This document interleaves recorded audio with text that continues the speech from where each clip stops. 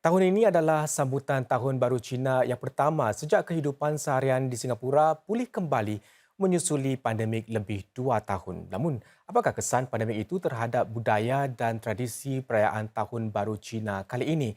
Dan adakah kenaikan kadar inflasi dan GST menjejas skala sambutan Tahun Arnab di Singapura? Pengerusi Jawatan Kuasa Nasional Singapura bagi Kerjasama Ekonomi Pasifik, Dr. Tan Kee Giap berkongsi pandangan beliau bersama analisis.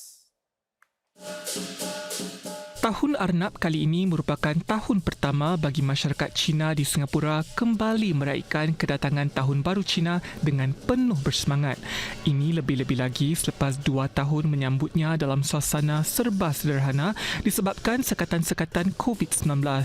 Meskipun masyarakat Cina di Singapura sudah kembali meraihkannya hampir sama seperti sebelum pandemik, Pengerusi Jawatan Kuasa Nasional Singapura bagi Kerjasama Ekonomi Pasifik, Dr. Tan Kee Giap berpendapat ramai yang terus berwaspada dengan penularan COVID-19 dan masih mengambil langkah berjaga-jaga. Tahun Baru Cina 2023 ini memang lebih hebat dibandingkan dengan 3 tahun yang dahulu. Walau bagaimanapun masih belum dia mencapai kehebatan sebagai tahun baru yang normal ini ya. Disebabkan COVID-19 ini belum selesai semuanya. Ada pun ketakutan khususnya untuk orang tua-tua yang berumur lebih dari 70 ini. Jadi celebration Tahun Baru Cina ini masih adalah di satu scale yang limited lah, yang kecil sekali. Tetapi kita juga memulai mengunjung sahabat-sahabat ke rumah-rumah secara besar-besaran, tetapi orang yang tua-tua ini elakkan mengambil bahagian. Tahun ini juga merupakan tahun pertama had pengunjung restoran ditarik balik sejak COVID-19 melanda Singapura pada awal 2020. Menurut Dr. Tan, satu trend ketara yang beliau dapati tahun ini adalah bagaimana lebih banyak keluarga Cina memilih untuk mengadakan acara makan bersama atau reunion dinner di restoran-restoran berbanding di rumah. Kita mengadakan kumpulan di restoran-restoran. Tidak lagi kita biasanya masak di rumah.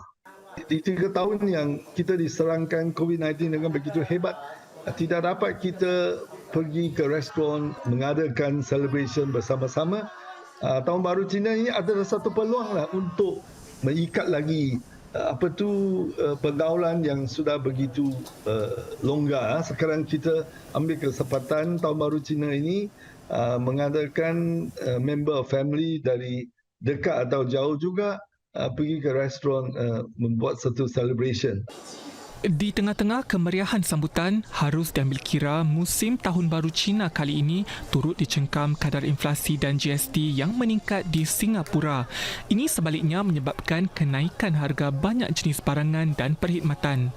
Namun, Dr. Tan menekankan hal ini tidak menjejas budaya dan tradisi kerana hasrat untuk berjumpa lagi dan merapatkan ikatan sesama ahli keluarga tidak akan berubah.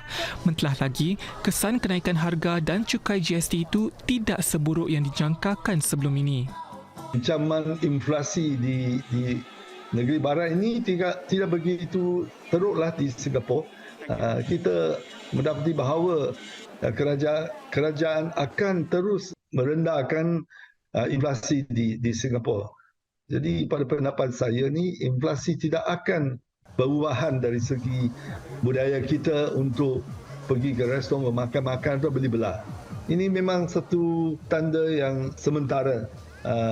Bila negeri kita dapat mengatasi inflasi, haruslah harga akan lebih stabil. Ini satulah keadaan yang buat masa pendek. Buat masa panjang, saya berpendapat bahawa harga-harga di pasaran atau di restoran terus akan lebih stabil. Ditanya apakah makna Tahun Arnab bagi masyarakat Cina bagi sambutan tahun ini, inilah jawapan Dr. Tan.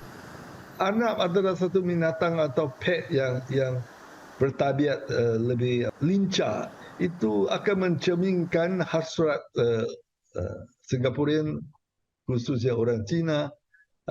Mereka penghasrat tahun ini akan lebih makmur saksama. Hasrat rakyat jelata ingin nampak tahun ini ekonominya lebih cekap ataupun ekonomi kita lebih stabil.